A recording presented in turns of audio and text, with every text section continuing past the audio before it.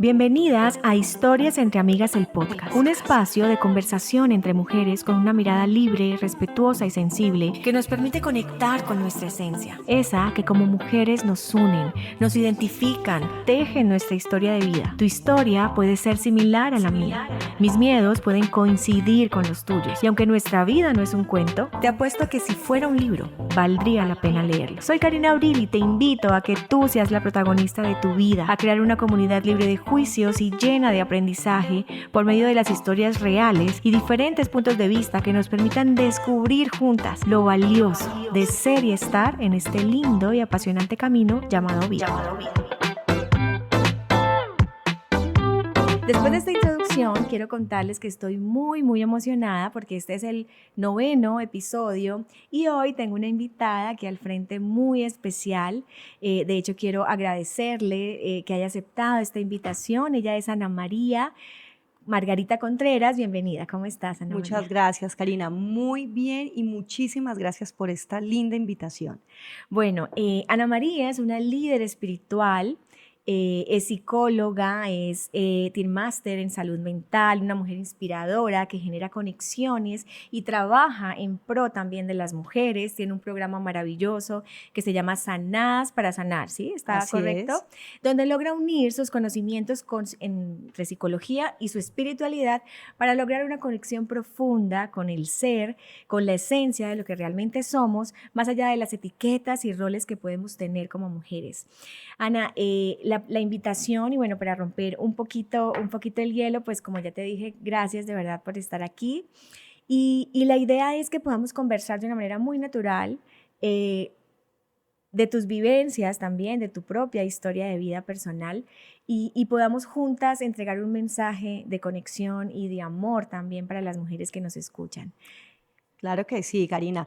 Claro que sí. Y no hay nada más lindo, como hablábamos ahorita antes de iniciar el programa, que estos círculos terapéuticos de mujeres, donde las mujeres se sienten identificadas, porque a veces decimos, yo soy la única que estoy pasando este proceso. Así es. Esta carga está muy pesada y nadie me va a entender. Y resulta que todas tenemos una historia de vida, todas tenemos un punto de partida que hace que hoy seamos lo que somos. Nos hace resilientes, nos ha hecho fuertes, nos ha hecho también mejores personas y poder descubrir la mejor versión de cada una de nosotras. Qué lindo, sí, y así es, y además, aunado a lo que tú dices, yo antes de, pues para preparar este episodio decía, bueno, qué tan difícil es ser mujer a veces en estos tiempos, ¿no? Qué difícil a veces es, qué creencias nos llevan a pensar que todo lo tenemos que hacer bien, que debemos ser perfectas, que los diferentes roles, porque digamos que a lo largo de la historia la mujer inició, bueno, siendo pues rezagada, bueno, todo un contexto que conocemos de lo que la mujer ha ido ganando a medida que va pasando los años. Pero ahora estamos en una posición, o es lo que interpreto yo a mi juicio, en donde se nos exige estar en todos los roles, mamá, ser la mejor hija, ser la mejor profesional, la mejor líder. Y a veces todas esas cargas y esas etiquetas nos han llevado a mucho peso y nos dan, a veces nos generan frustración y a veces nos generan tristeza y decimos, pero tenemos todo, ¿por qué me siento así? Y esa es la invitación, ese es un poquito el tema que vamos a conversar hoy, esas creencias que tenemos como mujeres que de pronto nos hacen más pesado ese viaje. Claro que sí. Yo creo que todo parte también que somos nosotras un poco las responsables de esa situación. Porque sí, estoy muy de acuerdo con que de pronto ese estereotipo de mujer sujeta, anulada, que hace muchísimos años de pronto vivieron nuestras abuelas, que se haya dado un cambio está muy bien. Lo que pasa es que quisimos también nosotros competir contra el género. Y ahí es donde también empezamos nosotros a adquirir responsabilidades que no nos correspondían. Entonces hoy vemos una sociedad que nos exige de acuerdo a lo que nosotros también planteamos. Digamos que en cierta medida llegamos a ser un poco víctimas de lo que nosotras también creamos, ¿sí? Entonces hoy tenemos que lidiar con demasiadas etiquetas y demasiados estereotipos y demasiadas exigencias, pero pienso que el punto de partida está en que las exigencias nos las hemos impuesto cada una de nosotras, porque en el camino de buscar la realización nos hemos desrealizado. ¿sí? Okay. Hay una pirámide que a mí me encanta, que es la pirámide de Maslow, que habla acerca de digamos, los escalones que tenemos o que debemos cumplir en la vida para poder tener esa autorrealización. Pero en el camino es como si estuviéramos afanadas, como si alguien nos estuviera persiguiendo para tener y alcanzar absolutamente como todas las directrices o todo el libreto que la vida nos ha exigido. Entonces, una de las cosas que pienso que ha generado también mucho agotamiento es mirar mucho hacia afuera y no mirar hacia adentro, ¿sí? Porque hay un nivel de competitividad demasiado grande y demasiado marcado, y nosotras, las mujeres, somos en ocasiones demasiado duras con nosotras mismas. Entonces, quiero cumplir todo lo que la pirámide me dice y quiero cumplir todo a cabalidad, pero no disfrutamos el paso a paso, no disfrutamos el proceso. Entonces vemos que otras sí lo han hecho de esta manera, pero yo, ¿por qué no lo hago? Vemos que otras personas, otras mujeres han alcanzado ciertos éxitos en la vida y empezamos más bien una competencia, de pronto no con nosotras mismas, sino con nuestro entorno. ¿Sí? Entonces, decía Deepak Chopra, a veces hacemos cosas para agradar a gente que ni siquiera conocemos. Conseguimos cosas para agradar a la gente que ni siquiera conocemos. Entonces nos enseñaron también la falsa felicidad. Hemos sido falsos maestros de la felicidad porque así nos han educado. Tenemos que tener muchas circunstancias o situaciones o agentes externos a nuestro alrededor para poder sentirnos realizados. Entonces, en la búsqueda de la realización, nos hemos desrealizado. Qué lindo todo esto que traes, Ana, porque finalmente siento yo que todas esas creencias es lo que a veces nos hace sentir como no completas o incompletas, no validadas, ¿sí? Es todo ese peso justamente que tenemos por lo que tú nos acabas de traer. Bueno, aprovechando tus conocimientos en psicología y tu espiritualidad, quiero iniciar este podcast, Anita, es enfocado como a las historias de vida, ¿no? A partir de la historia de cada mujer, pues sacamos y anclamos un aprendizaje. Entonces, ya después de este contexto y esta introducción, me gustaría preguntarte, bueno, ¿quién es Ana? ¿Dónde naces? ¿Cómo es tu infancia? ¿Cómo creces? Cuéntanos un poco para conocer un poquito más a Ana María la mujer. Claro que sí. Bueno, yo nací hace 47 años, en 1977. Soy hija de un matrimonio con 3 hijos. Soy la menor. Sí. Siempre fui como muy consentida y muy protegida en casa, pero entonces llega un momento en el que tengo un episodio de vida que es un poco duro y siento que a partir de ahí tenía un antes y a partir de ahí empezó mi después, ¿sí?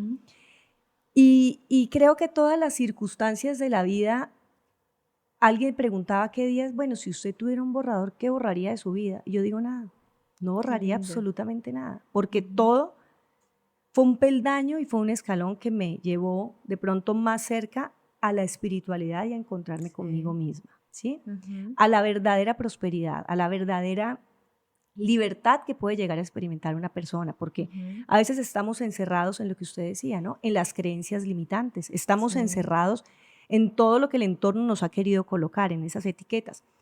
Entonces, hoy digo, no borro nada, y hay gente que podrá decir, ¿qué episodio tan duro? Sí, fue duro en la vida, pero hoy digo, gracias a Dios por eso, porque fue mi punto de quiebre y mi punto de partida para hacer lo que hoy día soy. Más o menos a los 9 años nosotros crecimos en un hogar muy lindo, a pesar de que mis papás se separaron cuando yo tenía más o menos unos 7, 8 años. Sí. Y a los 9 años de mi edad, a mi papá lo secuestran y nunca supimos nada de él, o sea, nunca supimos de su cadáver, nunca supimos dónde lo habían dejado, nunca supimos absolutamente nada de él. Cuando nos empiezan es más bien a llamar y a decir, tienen que salir de la ciudad, cuide esos niños porque los vamos a matar. Bueno, empieza como esa persecución para nosotros también. Y terminamos viviendo en Bogotá con mi mamá durante un año, como pues para que las cosas se calmaran acá en Bucaramanga. Sí. Regresamos después de ese año, pero yo no sabía todo lo que esto está implicando para mi vida. Claro, ¿tenías ¿sí? 9 años? Yo tenía más o menos entre 9 y 10 años, no recuerdo muy bien la edad, pero era más o menos en esa época. Para mí es importante esa edad, Karina. Yo sí. trabajo muchísimo con mis pacientes a partir de los 8 años, digamos que hay una ventana súper importante que es la ventana 7-14, que es una ventana de recuerdos, es una ventana de formación, es una ventana de identidad, es una ventana de que todo lo que sucede en esos 7-14 van a ser trascendentales para la vida adulta, ¿sí? Entonces, hago énfasis porque en esa ventana es donde uno sufre la mayoría de los traumas, ¿sí? Qué interesante. Entonces, regresamos a Bucaramanga y empieza como todo mi proceso. Y obviamente, pues uno de pequeño no entiende qué es lo que está sucediendo. El mundo uno es nada, edad, sí. Uno lo único que quiere es ser feliz, uno lo que busca es, claro, el apego también, y que las personas, los cuidadores que están a cargo de uno, sean personas que están muy interesadas en todo el proceso que tiene el infante. Nosotros estudiamos con mis hermanos en un colegio jesuita, en un colegio católico, con unos valores súper lindos que nos ayudaron a nosotros también a construir de una u otra forma también identidad y valores, que es lo más importante. Pero resulta que cuando uno pasa por procesos, se vuelve uno demasiado vulnerable en todas las esferas de la vida. Entonces yo tenía, digamos que una puerta abierta, que era esa pérdida de mi papá. Yo la tomo esa pérdida como un abandono, ¿sí? Yo la tomé de esa manera en mi vida, como un abandono, como si me hubieran arrancado algo. Él no se despidió, nosotros no cerramos el ciclo con él, de enterrarlo, de tener un cuerpo por lo menos y poder decir, mira, aquí está, tenemos un cierre como exactamente, tal, no un cierre de ciclo. Pero entonces, como le digo, nosotros quedamos con muchas ventanas. La persona que ha tenido algún tipo de situación queda con unas ventanas abiertas, ¿sí? Y se vuelve de pronto sí como una ley de atracción ante las situaciones de la vida. ¿Por qué? Porque hay vulnerabilidad. Entonces, estudio yo en este colegio y resulta que en esa búsqueda de querer tener como el apoyo de las personas, pues yo me acerco mucho a una figura de autoridad eclesiástica porque estaba buscando respuestas y siendo niña también buscaba como esa parte del consuelo, de qué pasó. Quiero entender por qué Dios se lo llevó de esa manera, ¿cierto? Pues resulta que yo en esa búsqueda resulté siendo abusada por esa autoridad eclesiástica. No fue un abuso de pronto de penetración, pero cuando nos corren, cuando la gente pasa la línea que uno pone de límites, hay un abuso. Entonces, hubo un abuso, me tocó, ¿sí? Imagínese, uno con 10 añitos, ¿qué podía tener uno? Esa persona me tocó. Esa persona me tocó, entonces digamos que de ahí partieron también muchas cosas. Porque no solamente era saber que yo estaba buscando un apoyo y quién me diera respuestas, sino que en ese momento, cuando una persona, una autoridad eclesiástica me toca, yo digo, Dios no existe. O sea, genera como un conflicto total. Un bloqueo completo, ¿sí? Entonces, yo no quería nada de Dios, pero como el ser humano necesita depositar su vida en un ser superior y tener una fe puesta en algo o en alguien, pues yo dije, no, pues yo me voy a dedicar, muy pequeña, dije, me voy a dedicar a depositar mi fe en las ánimas del purgatorio, ¿sí? Entonces, digamos que mi proceso de los 11 a los 17 años fue completamente alejada de Dios. No quería saber nada de Dios, primero porque mi papá había desaparecido. Sin una explicación, sin una razón. Segundo, una autoridad eclesiástica me abusa, sin necesidad de ser penetración, pero me sentí abusada y vulnerada a esa edad. Entonces yo decía, Dios no existe. Es increíble que un Dios de amor... que pasen estas exactamente, cosas, ¿dónde estaba Dios? Cuando le pasó a mi papá lo que le pasó, ¿dónde estaba Dios cuando este señor me tocó? ¿Sí? Entonces, bueno, y no con eso contento el señor, él se va, lo trasladan para un colegio en Bogotá y él empieza a mandarme cartas y yo me sentía, yo decía, yo soy una niña y yo empecé a sentir como culpa. Yo dije, ¿yo qué hice? Y comiéndome todo sola porque eso te iba a preguntar, no podía hablarle si a nadie. ¿lo habías manifestado? ¿Se lo has contado a tu mamá? No se lo conté absolutamente a nadie, solamente a mi hermana se lo conté. ¿Sí? Entonces, era quedarme yo callada y claro, llegaba la carta, ay, llegó carta de esta autoridad eclesiástica y todo el mundo feliz en la casa porque pues imagínense, Claro, era una autoridad sí. eclesiástica y que le llegó carta y él me mandaba fotos y yo decía, Dios mío, yo soy una niña en esa ¿Te época. sentías incómoda? O sea, Claro, no yo decía, había... ¿qué está pasando acá? Sí. Bueno, así sucedió y transcurre mi vida, ya pasamos la ventana 7-14 y transcurre mi vida con muchas ausencias y muchas necesidades, ¿sí?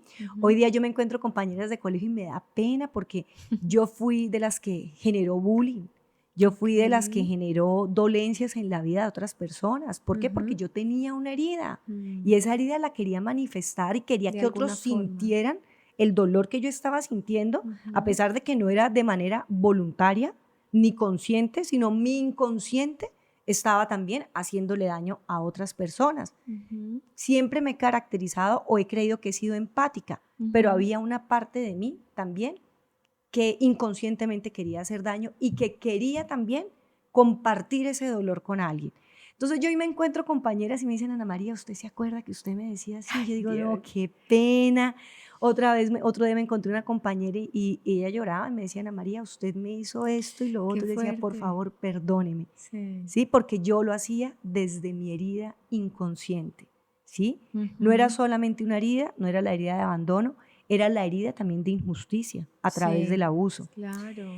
Entonces, bueno, pasaron los años y como le dije, Franci, yo no tenía ni Dios ni ley, ¿sí? No tenía creencias, lo único eran mis ánimas del purgatorio, que les hacía la novena, les rezaba. Y digamos que eso lo hacías porque fue lo que aprendiste en el colegio o en tu familia era católica. Mi familia muy católica, una de mis abuelas muy católica, precisamente la mamá de mi papá, y ella, yo veía que ella hacía como todas esas cosas, entonces yo dije, bueno, depositaré mi fe, y además porque yo decía, pues mi papá puede ser que esté en el purgatorio, pues voy a orar por él, por decirlo así, o a exactamente. Por él. Sí, yo pensaba que él estaba en el purgatorio, que el purgatorio pues era un lugar de transición, eran también unas creencias limitantes en ese momento.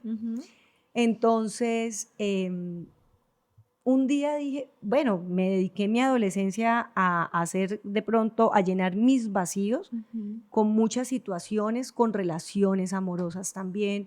Lo hablábamos este lunes que tuvimos un en vivo, definitivamente un abismo llama a otro abismo, cuando uno no llena los vacíos y las ausencias con lo que tiene que ser lleno, con algo superior, pues no va a pasar absolutamente nada, al contrario. Ese abismo va a llamar otro abismo. Como que te mueves en esa energía. Claro, y cada vez el vacío va a ser muchísimo más profundo, ¿sí? Porque cuando usted quiere llenar algo con otra cosa que no es suficiente, lo que queda es más consecuencias. Entonces, bueno, así sucedió. Mis relaciones personales no eran muy negativas, pero tampoco eran demasiado positivas. De pronto mis comportamientos, mi corazón, sobre todo mi corazón, el resentimiento que yo vivía, el estar alejada de Dios, eran muchas circunstancias que yo no digo que uno tiene que ser en la vida muy malo para poder sentar cabeza. Es el vacío. ¿Qué me produce en mi interior? ¿Qué estoy haciendo que no me encuentro con mi sentido de vida? Yo no necesito tocar mucho fondo, de pronto de llegar a drogas y llegar a otras cosas para poder tocar fondo. Yo llegué al fondo de las emociones y del vacío sentimental que había en mi corazón. Y un día alguien me dice, bueno, Ana María, yo quiero invitarla a la iglesia. Y yo le dije a esa persona, mire, la iglesia es para los abuelitos. Esa era tu creencia en ese momento. Esa era mi creencia completamente. Cuando yo esté abuelita, yo iré a echar camándula, era mi decir, pero no quiero, no necesito. Yo todavía seguía diciendo que yo no necesitaba. Y esta persona me insistió, entonces yo le dije, mire, solamente por quitármelo de encima, yo voy a ir a la iglesia, voy a ir a escuchar a ver qué es lo tanto que usted dice que es súper guau. Pues resulta que yo fui y no me gustó. No, yo dije, no, esto no, yo no conecto con esto, no me gusta. Nos fuimos de ese lugar. Eso fue un sábado. Al domingo, 10 de la mañana, pues yo me fui con una amiga a tomar a una tienda. 10 de la mañana el domingo. Y ese día llega mi amigo ahí a la tienda a comprar algo. Y él me mira a mí, pero yo sentí una mirada que no era una mirada de amor de hombre, una mirada eros, no era una mirada que me estuviera juzgando, sino era como una mirada de misericordia, Como porque pues compasión. imagínese usted a las 10 de la mañana Sí. ya tomando, ¿sí? Sí. Y yo lo veo y yo digo, Dios mío, ¿qué está pasando? O sea, ¿por qué esto me duele? Claro, pasó algo en Claro, ti. claro, y esa mirada de él algo provocó. Entonces yo le dije a mi amiga, bueno, un motivo para seguir tomando. Ok. Y seguimos tomando. Yo llegué ese día a mi casa, imagínense, de 10 de la mañana más o menos a 12, 1 de la mañana. Okay. Y llegué a mi casa. Él me había presentado el sábado que fuimos a una amiga. Y esa amiga empezó como a llamarme en la noche, que vayamos a la iglesia, que el domingo, que no sé qué. Yo le dije, no, yo no quiero, o sea, no quiero. Sí. El lunes que me despierto, yo me veo al espejo y yo digo, ¿será que esto es lo que yo quiero toda la vida? Okay. O sea, Hiciste yo como quiero... una reflexión ahí mañanera. Claro, o sea, yo me miré que nunca en la vida lo había hecho porque yo fui una mujer, digamos que las heridas nos llevan a ser evitativos con Claro, todo. a huir todo el tiempo, Sí. a estar en total como En con la coraza, negación, ¿no? ¿no? Sí, Y en negación. negación de que hay una situación que necesita ser atendida. Entonces yo me miré al espejo y yo digo que eso fue algo de verdad como sobrenatural. Sí. Y me miré y yo dije, esto es lo que yo quiero para mi vida. ¿Realmente para esto nací yo? Para estar tomando y llenando mis vacíos y estando desconectada de mí misma. De ti misma. ¿Sí? Porque yo puedo estar muy conectada con el mundo, pero estaba desconectada de mí. Entonces dije, no, esto no es para mí. Llamé a la amiga que él me presentó y le dije, cójame calientica, mire a ver qué hace conmigo, pero necesito que me presente, si Dios realmente existe, si Jesús existe, necesito que él haga algo conmigo. Porque Karina, desde pequeño nos están diciendo, si usted no se porta bien, el niño Dios no le trae regalos. Sí, así es. Nos Sí, condicionan sí, siempre. y empezamos nosotros a crear creencias limitantes acerca de. Sí. Entonces, también nos decían, si usted no se come todo, Dios la va a castigar. Sí. Entonces crece uno con un concepto del Dios de castigo, del Dios inquisidor, del Dios que está esperando usted en qué momento se equivoca para poder mandar la fusta y castigar. Entonces, ese era mi Dios, adicional con todo lo que yo había pasado. Sí, todo lo que ya habías vivido. Claro. Entonces yo le dije a ella, si realmente Dios existe, pues que Dios haga algo en mí, porque yo ya estoy cansada de vivir como estoy viviendo. Ese día reconocí que necesitaba algo de Dios. Cuando ella me lleva la Biblia, que nunca la había leído, o sea, yo la leía de pronto en el colegio porque ponían puntos, pero era como, o sea, nada de conexión con la Biblia. No lo habías interiorizado nunca. Nada. Entonces, ella me lleva una palabra donde está Salmo 37, donde dice, aunque tu padre y tu madre te dejaran, con todo eso yo te voy a recoger. Sí, oh my God. Mi salmo favorito es ese. No, pues imagínese, de entrada me dice eso y yo dije, eso es coincidencia, ¿sí? Pero eso me quedó en la mente. Yo decía, Dios me va a recoger, Dios me va a levantar, Él me va a restaurar. Y empieza ella a hablarme acerca de esa paternidad de Dios que era mi vacío. Claro. Y yo decía, no, esto sí es cierto. Y me pegué una enamorada de Dios que hasta el día de hoy digo, si no edifico mi vida sobre Él, en vano voy a construir todo, ¿sí? Entonces, viene todo el punto de autodescubrimiento, de saber dónde fue mi punto de fricción, dónde fue mi punto de quebranto. Y definitivamente mi punto de quebranto fue en la paternidad, en la conexión con mi paternidad, con tu papá, ¿sí? Entonces, vemos que en la vida de pronto podemos pasar por capítulos muy fuertes, muy pesados. De pronto la gente hoy día ve a la María de las redes sociales, ¿sí? Pero hay un detrás de todo esto. Claro. Sí, hay un toda detrás. Una historia. Claro, claro. Y digamos que aún siendo adulta, porque yo no puedo decir, es que el día que yo conocí a Dios y me acabó todo, no es cierto. Porque es que yo tenía que arreglar 19 años de historia, 19 años de dolor, 19 años de vida, ¿sí? Y no solo eso, sino que mientras que vamos también transcurriendo por la vida, hay nuevas situaciones que tampoco sabemos afrontar, que van dejando vacíos y que van dejando heridas.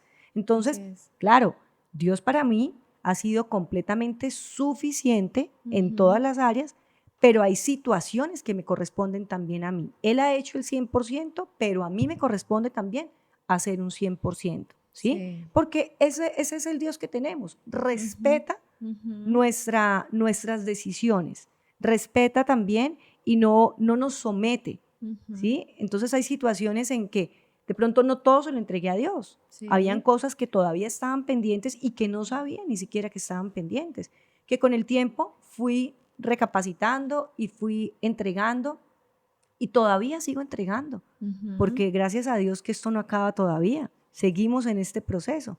Entonces aquí el tema es, Karina, cómo nosotros podemos también, desde nuestra valía de mujeres, desde lo que somos, desde nuestra esencia, Sí. poder conectar con nosotras mismas. Eso Porque es lo muy que lindo. nos ha llevado a vivir vidas de tristeza, de ausencias, de falta de contentamiento, es la desconexión, no con el mundo, no con el sistema que nos rodea, no con la familia, no con el marido, no con el hijo, no con la comadre, es con nosotras mismas. Sí. La desconexión más fuerte es con nosotros. Y es uno de los factores de riesgo para poder llegar a caer en depresión. Así es. ¿Sí? Wow, Ana, bueno, primero gracias por abrir tu corazón en este espacio. Realmente es una historia de vida. Pues a veces uno piensa, y también te comparto mi juicio, cuando tú ves una mujer, pues líder espiritual, pues piensa y psicólogo, y bueno, todas las etiquetas que tú tienes y lo que te acompaña también en tu historia, tus éxitos, todo lo demás, pues viene acompañado, mira, de mucho dolor, de heridas, y es hermoso ver cómo las puedes resignificar, cómo las has trabajado. Me gustaría preguntarte cómo llega la psicología. Entiendo con lo que nos cuentas cómo llega la espiritualidad. Te quiero compartir también antes de hacerte la pregunta. Yo también tuve mi vida también siento que se partió en dos también con un duelo, que fue la muerte de mi hermano. Yo tenía 21 años y me pasó algo muy parecido en que yo le reproché mucho a Dios. Yo Claro. decía, mi familia es cristiana, mi abuelita y mis abuelos por parte de mi mamá. Y digamos que yo asistí a la iglesia, ponle tú 14, 15 años, mi hermano muere como a los 21, yo oraba mucho, era una mujer que oraba, me gustaba el grupo de alabanza, me gusta cantar, siempre me ha gustado todo este tema. Pero bueno, vi cosas en la iglesia en la que asistía que no me gustaron, me salí, pero la oración siempre estuvo en mí hasta que fallece, mi hermano fallece en un tema con algo contundente, es un accidente de tránsito, mi hermano menor, mi único Dios. hermano, mi mamá iba manejando la moto, era una moto. Dios. Y yo siempre lo encomendaba, me acuerdo mucho que yo le decía a Dios, te encomiendo a mi papá, a mi mamá, a mi hermanito, porque mi hermanito era todo, o sea, la vida de nosotros giraba en torno a mi hermano. Y yo duré muchos años, Ana, te comparto, luchando con Dios, Claro. diciéndole lo mismo, me conecto con eso, Dios no existe, o sea, ¿cómo es posible que yo se lo encomiende? O sea, fuese que no orara, ¿no? Fuese que uno pensara que no. Pero cómo, me costó mucho, te lo confieso, unos años de poder Claro. volverlo a orar y encomendarle a mí. Yo me acuerdo que yo tenía miedo de encomendarle a mi papá, a mi mamá, porque yo dije, ¿qué tal que ellos también? Claro, claro. También. Y el salmo que tú traes, que no recuerdo el número, creo que es el Salmo 27. el 27. A mí me da pánico leer esa parte después de que murió mi hermano, de si mi padre y mi madre me dejaran con todo, Claro. Jehová me recogerá. Claro. Y me uno y te lo comparto también porque, claro, yo también en mi proceso he sentido, sentí en algún momento que había un Dios como castigador, sentí en algún momento que Dios no existía, porque cómo me quita lo más preciado, cómo hace que mi mamá sufra, según mi pensamiento de ese momento, que mi mamá sufra, que mi mamá, bueno, que se nos vaya, aparte un niño, que uno dice, pero es que es un ¡Qué niño. injusticia! Total, yo Sí. también tengo activa esa área de la injusticia. Yo me acuerdo que yo veía a los habitantes de calle y yo de una vez ahí sí miraba y decía, porque obviamente cero humana en ese momento, decía, ¿por qué no se va él? O sea, este señor ahí, mi Sí. pensamiento, señor ahí drogándose, y mi hermano con 13 años, con toda una vida por delante, ¿cómo se lo lleva? Claro. Fue un proceso fuerte, yo no me congrego mucho, pero sí lograr pasar, hacer la transición de entender que Dios es amor, que Dios es un Dios castigador, que a pesar de lo que pase alrededor está para sostenerte, que no está adelante ni detrás, está al lado tuyo, que cuando tú estás llorando y sientes que tocas fondo, Él está ahí, Ajá. solo esperando que lo mires para poder acompañarte en ese proceso. Quería preguntarte cómo llega, por ejemplo, la psicología a tu vida, porque obviamente las bases espirituales, pues Creo que todos, incluso los que dicen que no creen en Dios, siento que siempre creen en algo superior, Claro, ¿sí? claro. Así sea la razón, o sea, así sea lo científico, pero siempre que, o sea, ponen como siempre le dan un valor o una autoridad a algo superior, Sí, ¿sí? sí. ¿Cómo llega la psicología, que yo lo interpreto como algo más racional, algo más, no sé, como con evidencia, tú crees con lo Ajá, que lees, con con lo que se respaldo ve, científico. respaldo científico? Ujú. ¿Cómo logras, que eso es una de las cosas que más me gustan de tu historia, como hacer esa sinergia entre con tu historia de vida que te acompaña, que como vemos es como todas las mujeres, o sea, que nos escuchan, todas tenemos una historia, todas Claro. tenemos las heridas, todas tenemos esos traumas? ¿Cómo llega la psicología y la espiritualidad a unirse en tu vida, Ana? Mire, Karina, que yo empecé estudiando comercio exterior, Ok. ¿sí? Y yo tenía un muy buen trabajo en Coca-Cola. Me iba Ok. súper bien, y tenía una carrera Ujú, divina, ujú. pero siempre había un vacío, Sí. ¿sí? Había algo que yo decía, no me siento, o sea, como que no soy. Definitivamente la vida del ser humano no está en el hacer, sino realmente en el ser, Qué lindo esto. Voy a ¿sí? apuntar lo que está lindo. Entonces, desafortunadamente construimos basados en el hacer, ¿sí? Le preguntan a uno, ¿usted quién es? No, yo soy una psicóloga pastora. No, yo no soy eso. Ese es Mm, mi hacer. ¿Yo quién sí. soy? Yo soy una persona libre, una persona feliz, yo soy una persona con defectos, soy una persona en construcción. Eso es lo que yo soy, Sí. ¿sí? En mi hacer Ujú, sentía que faltaba algo. ujú, ¿Y qué sucede? Las personas que hemos tenido traumas o que hemos ujú. tenido episodios duros en la vida, se nos despierta una empatía de salvadores. Ay, sí. Sí. Total. Yo lo había compartido en el episodio anterior Y con mi historia. es hermoso porque usted sabe, o sea, pasa uno el dolor y uno dice, venga, es posible. Ujú. Siempre va a haber un nuevo amanecer, la oscuridad Sí, no va a durar para sí siempre. es. Si yo pude salir, otros también lo pueden hacer. Ujú. Entonces usted ya se convierte en una narradora de historias, en un testimonio de vida para otras personas, ¿sí? Ujú. Y yo decía, bueno, yo he vivido tantas cosas, yo también pasé por un cáncer de papiloma humano Ay, y Dios Cristo. me sanó y fue demasiado lindo, o sea, he pasado por muchísimas Ana, cosas. yo también. ¿Puedes creerlo? O sea, esto es... Hermoso. Sí, es hermoso. Yo también y fue muy duro. Claro, y yo estaba embarazada en ese momento, Ok. entonces era sacar la niña, era sacar el útero, era todo y no poder tener hijos nunca, Sí. pero vi la fidelidad de Dios en todo momento y saber que, o sea, esas historias de vida no es para que se queden ahí, sino Así para es. poder decirle a las demás, venga, mi herida, la herida que me supuró a mí, es Ujú. el levantamiento suyo hoy, ¿sí? Sí. La herida que sangró y que sangró ya hoy está sana y esas heridas que sangran van a traer levantamiento a otras personas. Entonces, Ujú. yo decía, bueno, yo estudio comercio exterior, tengo una carrera súper chévere, ¿y qué? ¿Qué hago? Ujú. ¿Sí? Entonces, nace mi hija menor, mi hija mayor, yo renuncio a la empresa, me dedico completamente a la niña, a disfrutar mi maternidad, Ujú. porque quería también como disfrutar como ese tiempo de mamá, Sí. nueva mamá. El tiempo que yo llevo de mamá es el tiempo que he tenido una escuela maravillosa donde Ujú. he aprendido que hay hijos oasis, hijos maestros y donde he aprendido muchísimas cosas. Ujú. Entonces yo decía, bueno, yo quiero disfrutarme la maternidad, quiero Sí. vivirla. Ujú. Y tenía en mi cabeza ver cómo podía yo de una u otra manera también ayudar a que mi hija fuera mejor que yo y que mi hija de pronto no pasara muchas situaciones Sí, de a las vida que que yo tú. pasé, Ujú. ¿sí?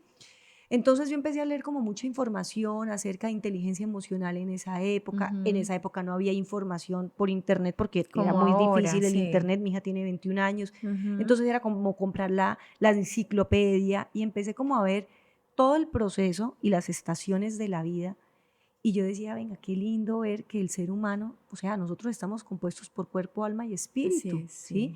El espíritu, Dios es maravilloso porque es la esencia y digamos que está intervenido Ujú. por esa presencia poderosa que es Dios, pero somos alma también. Y no quiere decir Sí. que el alma no esté intervenida por Dios. Lo que pasa es que el alma también va en nuestra determinación y Ujú. en mirar, yo como persona, mirarme y decir, esto es lo que yo soy consciente que tengo que cambiar, ¿sí? Es como empezar a generar un escaneo. Entonces, me empezó a llamar mucho la atención la psicología y empecé a estudiar. Yo duré estudiando psicología muchísimos años, porque me hice mamá, después llegó mi otra niña, y bueno, yo no dejaba tampoco pues de ser empresaria porque me encantaban también las ventas, tenía también la iglesia, o sea, eran muchísimos roles a la vez, pero yo decía, yo tengo que sacar mi psicología adelante, ¿sí? Y siempre la psicología, desafortunadamente, en el campo espiritual ha estado estigmatizada. Sí, desafortunadamente. Por eso a mí me genera la curiosidad de cómo logras esa unión, ¿no? Que pareciera como tan distantes, pero realmente no, porque Dios, lo que acabas de decir, somos espíritus, somos también, tripartitos, cuerpo, alma y espíritu. Entonces, yo atiendo mi cuerpo haciendo deporte, pero ¿por qué no atiendo mi alma? Así es. ¿Sí? Entonces entendí que podemos llegar a fusionar las dos, digamos, lo espiritual y la ciencia, porque definitivamente la ciencia está a nuestro servicio. Hoy día veo que mucho de la ciencia es extraído de la palabra de Dios, ¿sí? Y veo cómo el original, que es la palabra, ha servido de inspiración para la ciencia, ¿sí? Claro, en la psicología hay de todo. Hay una psicología clásica que uno dice, bueno, hay que tener mucho cuidado. Sí, más rígidas, me imagino, más, no sé. Hay una psicología actual que es muy linda, que está trabajando también desde lo espiritual, ¿sí? Y yo me quedo con lo bueno de la psicología, ¿sí, Karina? Porque la psicología tiene de todo. Hoy día yo digo, y esto puede ser un tema muy polémico, pero ¿cómo es posible que especialistas en la salud aprueben cosas en la vida de los niños cuando uno estudia la ciencia y cuando uno estudia el cerebro humano, uno se da cuenta cómo viene el desarrollo del cerebro humano y cómo la parte del comportamiento del ser humano termina de desarrollarse en las mujeres a los 22 y en los hombres más o menos en los 25? La parte que determina el buen juicio y el buen razonamiento se termina de desarrollar a los 22 años mujer, 25 años hombres. Entonces empezamos nosotros con el cerebro, ¿no? El cerebro de nosotros es un cerebro que empieza a desarrollarse de atrás hacia adelante. Por eso entonces empezamos con las primeras funciones, que es caminar, las primeras funciones que es, bueno, todo lo que tiene que ver con nuestros sentidos, el equilibrio, y empieza todo desde acá. La memoria, los recuerdos, todo lo que está aquí. Y empieza a cerrarse. Y esta parte prefrontal es la parte última en cerrarse. 22, 25 años. ¿Cómo es posible que nosotros, aún conociendo la ciencia y estudiando la ciencia, estemos aprobando a hijos, a muchachitos de 7, 8 años, queriendo entrar en otras situaciones que van en contra de la naturaleza y los mismos médicos apoyando estas situaciones? Entonces ahí es donde yo digo, yo esa psicología no la comparto. Es esa psicología donde usted es el humanismo recalcitrante y haga lo que usted se sienta feliz. Y no, esa no es la psicología. Porque es que la psicología es cómo yo puedo ayudar a la otra persona desde la ciencia para que encuentre un bienestar y para que se encuentre con sí mismo y para que pueda llegar como a escanear su comportamiento para ser intervenido y ser una mejor persona, ¿sí? Pero hoy mismo la ciencia también está actuando como un boomerang. Entonces, ¿cómo es posible que si un niño de 7 años dice yo quiero ser esto, listo, dejemos lo que el niño sea, porque si no se va a traumatizar? Pero es que el niño no tiene juicio de razón. Sí, ven el mundo de otra forma también, pero no lo ven igual que nosotros. Supuesto, no, es que si a veces como adultos nuestro juicio de razón también está tergiversado. Sí, claro, y está, por nuestro sistema, creencias, por todo. Ahora entonces, un niño. Obvio, entonces sí, es un tema fuerte. Yo entiendo la gente también cuando dice que la psicología, que es satánica, que es diabólica, que no sé qué. Yo entiendo de pronto la percepción también de los creyentes en esa cuestión, pero si nosotros miramos la psicología como una herramienta para edificación, para cambio, para construcción, para transformación, para sacar mi mejor yo, o sea, completamente aplaudible. Hay una técnica que se llama la técnica cognitiva conductual, que a mí me encanta, ¿sí? La terapia cognitiva conductual. Si nosotros nos ponemos a mirar qué es la terapia cognitiva conductual, es cambie toda su cognición para que cambie su conducta. ¿Y qué nos dice la palabra? Cambien su manera de pensar para cambiar su manera de vivir. Claro, ¿sí? Claro, sí. ¿Qué nos dice hoy la terapia de programación neurolingüística. Empieza a crear pensamientos y a cambiar su hipocampo y a cambiar a hacer una neurogénesis y una neuroplasticidad para que todas las creencias limitantes con las que usted ha venido sean transformadas por medio de ¿qué? De estar repitiendo, de tener un lenguaje diferente. ¿Qué nos dice la palabra en Filipenses?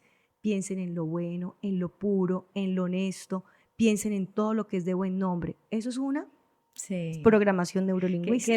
Qué lindo lo que traes, porque no había sido consciente de que, claro, o sea, incluso aún ahora ve en redes sociales también muchos médicos que ahora no solo se dedican también a atacar la enfermedad, el dolor, ¿no? Te duele la cabeza, acetaminofén, sino bueno, ¿cómo está tu entorno? Claro. ¿Qué cosa te pesa? ¿Qué cosa que te duele? Mi abuelita, que está en un tema también de cáncer de útero muy fuerte, bueno. Yo me acuerdo que el oncólogo le empezaba a hablar mientras lo de las quimio y eso, a que ella hablara de su, de su niñez, de su juventud, que de pronto historia, no había perdonado.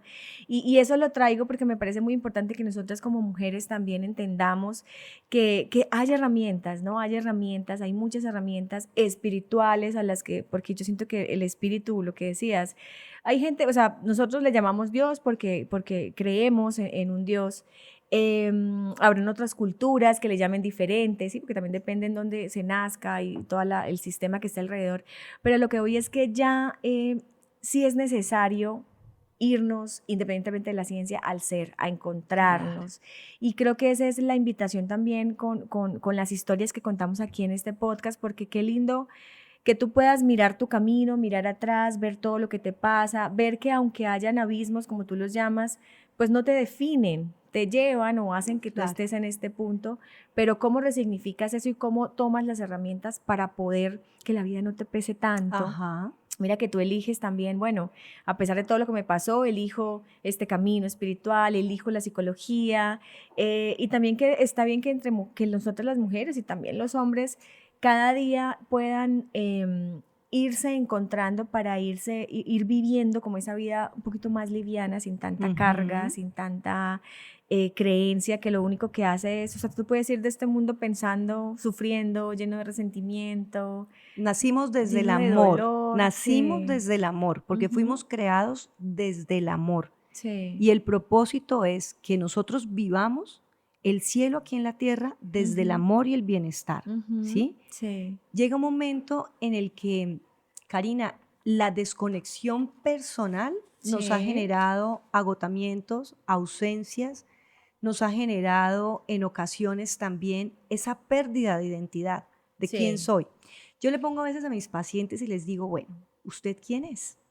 Entonces como que se bloquean y dicen, ¿quién soy? No, pues yo soy un arquitecto. Se ponen la etiqueta. Sí, exacto, yo soy. Entonces yo le digo, bueno, listo, eso es lo que usted considera que es. Sí. Ahora le digo, si usted fuera una fruta, ¿qué fruta sería y por qué? Entonces cuando les digo que si fuera una fruta, entonces ya empiezan, la fruta no es arquitecto, la fruta no es contador, la fruta no es mamá, ¿sí? La fruta no es nieto, la fruta es una fruta que tiene características. Entonces hay un trabajo muy lindo y un paciente me salió un día súper lindo que me decía, bueno, yo soy una piña. ¿Por qué? ¿Por qué una piña? No, porque tengo una corona y la corona son de pronto los triunfos y las situaciones que yo he alcanzado, pero también tengo esa corona que si me cogen por encima se pueden de pronto lastimar, porque si me llegan a coger muy duro, se lastiman ellos porque a mí no me gusta que me cojan y me hagan duro. Si pueden ver una cáscara muy dura por dentro, pero si me abren van a encontrar una dulzura y van a encontrar que voy a ser refrescante para sus vidas. Pero si pasan las líneas límites se van a encontrar con un corazón duro porque no les he permitido que lleguen hasta allá. Nazco la piña nace en tales lugares, por eso a mí me gusta recibir, bueno, empieza ya la gente a tener una narrativa completamente diferente, ¿sí? Porque ni siquiera nos conocemos a nosotros mismos. Es que sí, ese es lo primero. Me hace mucho sentido el ejercicio que traes o lo que nos compartes, porque sí, exacto, cuando tú te dices quién eres, tú tienes la etiqueta de soy, y a veces esas etiquetas es lo que nos pesa, esas Claro. etiquetas son las que nos hacen tener esa estructura mental, justamente esos pensamientos para finalmente actuar y tener una conducta en la que a veces no nos sentimos a gusto, ¿no? En la Claro. que a veces también nosotros mismos nos estigmatizamos. Para hablar un poco de todo lo que hemos conversado, Ana, ¿qué crees que sería como para entregarles a esas mujeres que sienten de pronto la vida pesada, que su vida o que se mueven en la victimización, ¿no? Que es que a mí me pasa. Tú nos acabas de compartir partecitas de tu historia que la verdad que súper, además porque hay cosas que están Nos conectadas y esa es la identificamos. magia, sí, esa es la magia de las historias. Pero, ¿qué le podríamos entregar a esas personas que sienten que ser mujer es difícil, que tienen la etiqueta de ser perfecta, que su vida es pesada? ¿Cómo empezar de pronto a ir sanando un poco y irse Ajá. haciendo la vida más liviana? ¿Qué nos podrías decir? Primero, Karina, que quitemos tantos libretos de la vida, ¿sí? Y que desdibujemos aquello que llamamos felicidad, ¿sí? Okay. Porque es que la felicidad nos enseñaron desde pequeños que si nosotros no teníamos, no íbamos a ser felices. Sí. Entonces, desde pequeños tenemos un discurso que nos dijeron, si tú no estudias, no vas a ser nadie en la vida, ¿sí? Si no tenemos el carro, la casa y la beca, no somos nadie en la vida. Entonces, todos culturalmente hemos venido creciendo con ese chip. Sí. No tengo carro, no soy nadie. No tengo casa, no soy nadie. Aún también nos dijeron, si usted si tiene marido, va a ser feliz, va a encontrar la felicidad. Cuando tenga hijos, ese matrimonio se va a arreglar, ¿sí? Sí. Estamos todo el tiempo O cuando te condicionando. cases también, ¿Sí? ¿no? Exacto. ¿Y Sí. cuántas personas no están casadas y hoy no se quieren separar Sí. porque no estaba la felicidad Sí, ahí, sí. ¿sí? ¿Cuántos no tienen hijos y tampoco han encontrado que la felicidad está ahí, ¿sí? Porque estamos siempre condicionándonos a construir de aquí para afuera, del corazón hacia afuera. Y hemos sido muy malos maestros de la felicidad y hemos tenido también malos maestros de la felicidad, ¿sí? Entonces, venimos de una sociedad y de una cultura que nos dice que todos los agentes externos son fundamentales para ser felices, que todos los agentes externos son fundamentales para tener una autorrealización. Entonces, sobre eso es lo que estamos construyendo. Pero ¿cuánto nos enseñaron a ser felices con nuestra soledad? ¿Cuánto nos enseñaron a ser felices aún también con nuestras carencias? Sí. ¿Cuánto nos enseñaron a ser felices con nuestras debilidades? Creo que somos los jueces más duros de nosotros mismos. Cometemos un error y nos damos duro, nos damos látigo, nos culpamos. No nos hemos perdonado muchos errores del pasado. No hemos soltado situaciones. Ay, es que yo me equivoqué en esta situación y yo me equivoqué porque quedé embarazada y yo me equivoqué. No, ya, o sea, lo que pasó, ya quedó atrás, viva su aquí, su ahora, su presente, pero empiece a construirlo y yo creo que eso es un llamado a todas las mujeres para que empecemos a soltar todas esas maletas. Sí. La vida, y lo he dicho y lo diré siempre, la vida no se trata de una carrera de velocidad, porque la velocidad lo único que deja es agotamiento. Sí, así es. La vida se trata de una carrera de resistencia. Aún con la respiración. Si yo respiro velozmente, ¿qué voy a hacer? Me voy a fatigar, ¿sí? Pero si yo respiro tranquilamente, voy a tener serenidad, ¿sí? Entonces nos la pasamos la vida corriendo. Nos o en pasamos piloto automático también a veces, ¿no?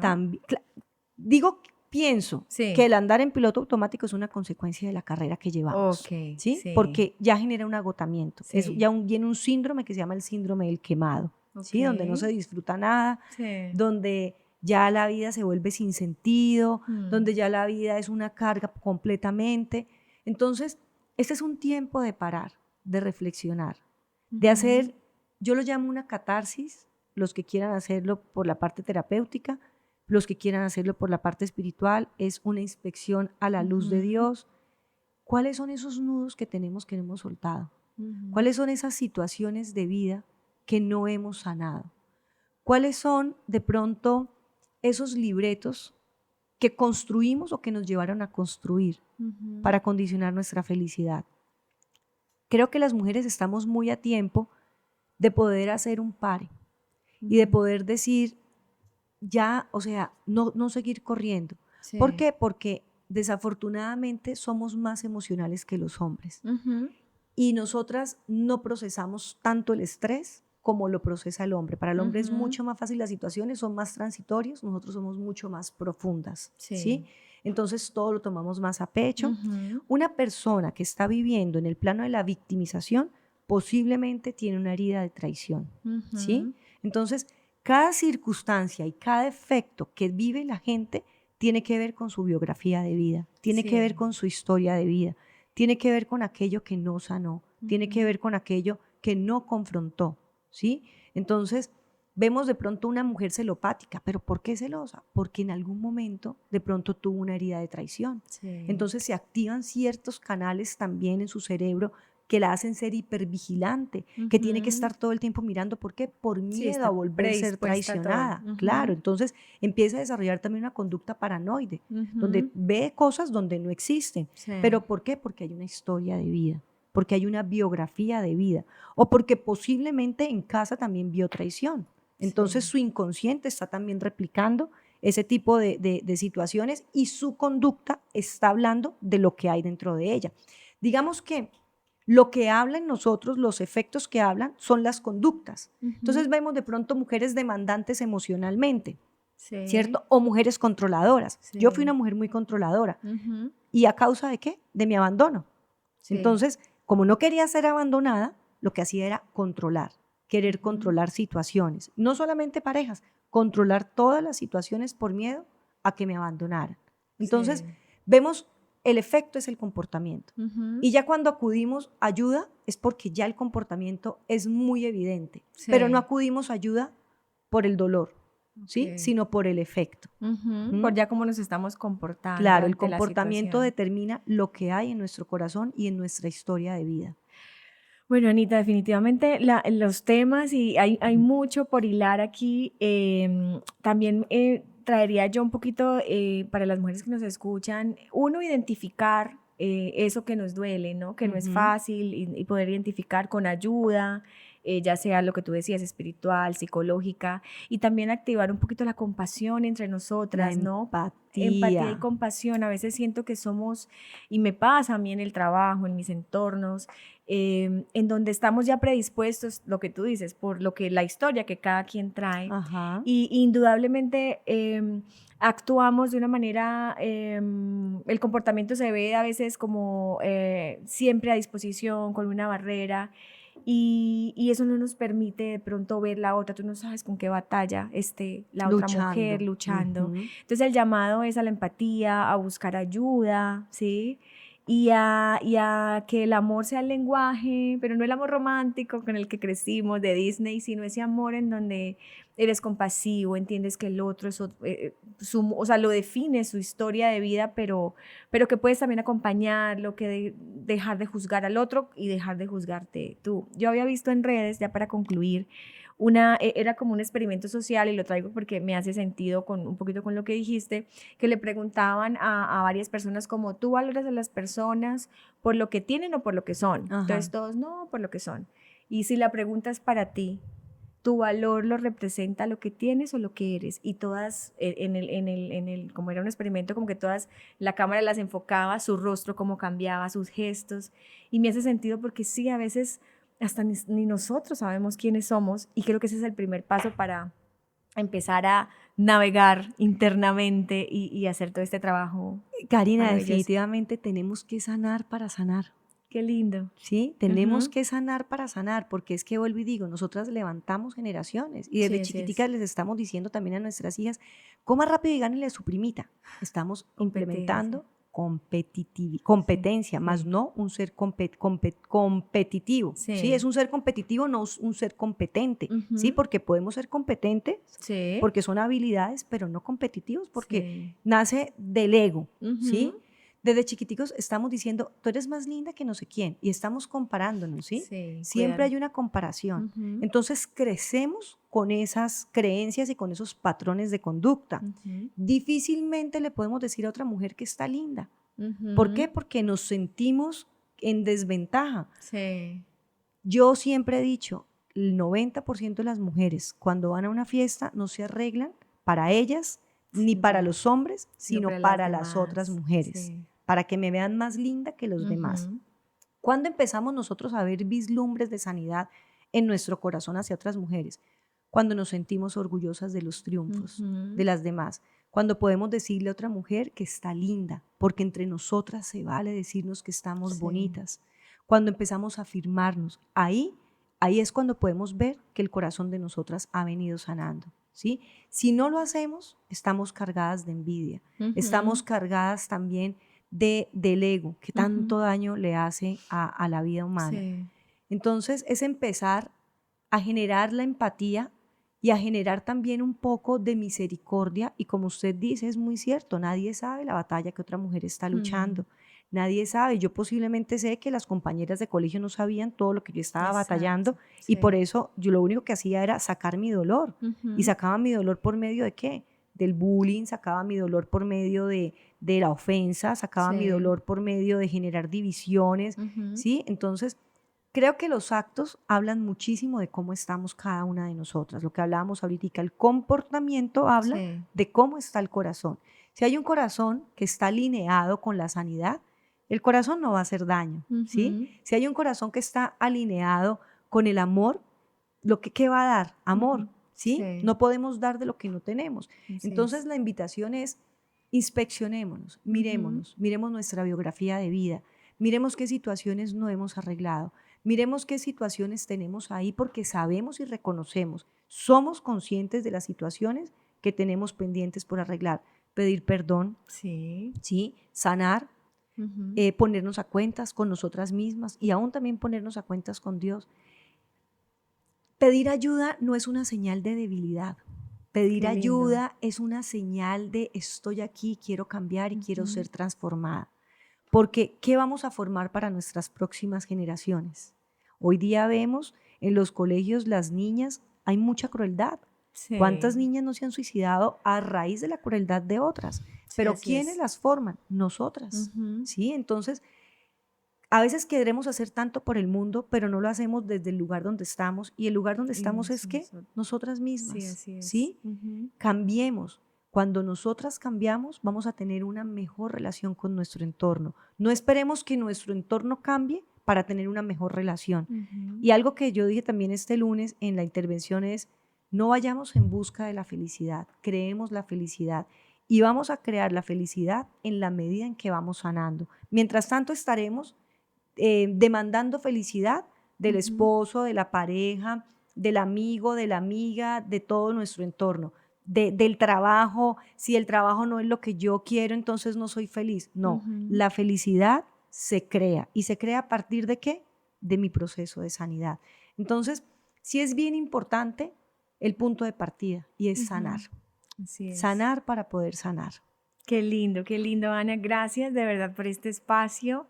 Me siento muy honrada de poder compartir contigo esta historia, y bueno, las mujeres que nos escuchan, espero que puedan tener ese espacio también de conexión. El camino es largo, la vida pues pareciera larga, pero a veces no lo es tanto, y qué bueno que hoy, si escuchan este mensaje, pues puedan empezar el camino a su interior también, y ahí van a encontrar seguramente mucha incomodidad, cosas lindas, pero finalmente van a poder, lo que tú decías hace un tiempo en la conversación, quitarse las maletas que han venido cargando y ser más livianas.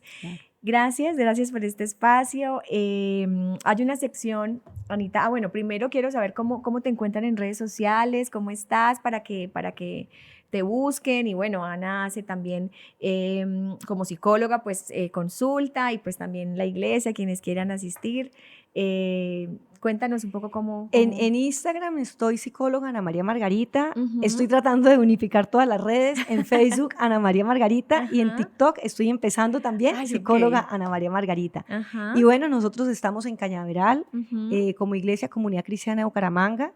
Y bueno, dispuesta para todas estas mujeres. Hacemos talleres, precisamente ese taller que hicimos hace poquito, Sanadas para Sanar. Ahorita vamos a lanzar también un desafío de 21 días de gratitud. Qué lindo. Entonces ahí estamos trabajando, haciendo círculos terapéuticos de mujeres, y bueno, si nosotras sanamos, hay algo muy lindo que quiero regalarles a las mujeres, y es: la mano que mece la cuna es la mano que gobierna el mundo. Si nosotras como mujeres estamos sanas, levantamos personas sanas que van a gobernar, aportes fabulosos para la sociedad. esa es nuestra tarea como mujeres también. ¿De qué le vale a la mujer ganarse el mundo si pierde su propia vida? Así es. Y si somos dadoras de vida, qué lindo poder dar aliento de vida por medio del bienestar, por medio de la sanidad, por medio de crear una extensión de nosotros para este mundo y dejar una huella. Así Sí, es. porque finalmente los números pasan, los carros pasan, las casas pasan. El físico también pasa. Todo pasa, pero un corazón transformado trasciende. Qué lindo, qué lindo. Muchas veces además también inspirar y ayudar a brillar a otras. Así es. Muchas gracias, Anita. Entonces, con esto pues damos cierre. Hay una sección muy especial en el podcast que se llama Lo que aprendí de una amiga, así que te invito a que lo escuches. Ok, muchísimas gracias. Gracias. Lo que aprendí de una amiga. Al escuchar la historia de nuestras amigas, encontramos conexiones valiosas que se convierten en regalos para nuestra vida. Regalos para nuestra vida.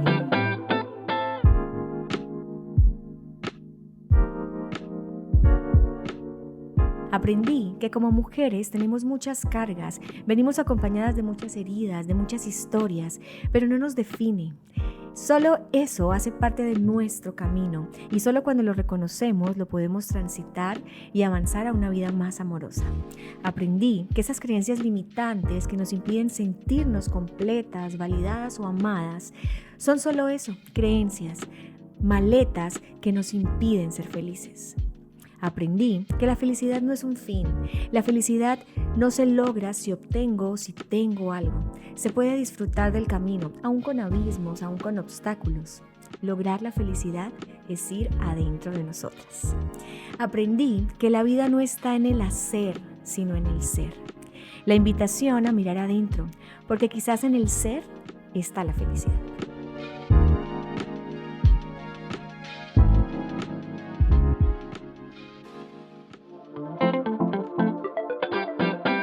Historias entre amigas, el podcast.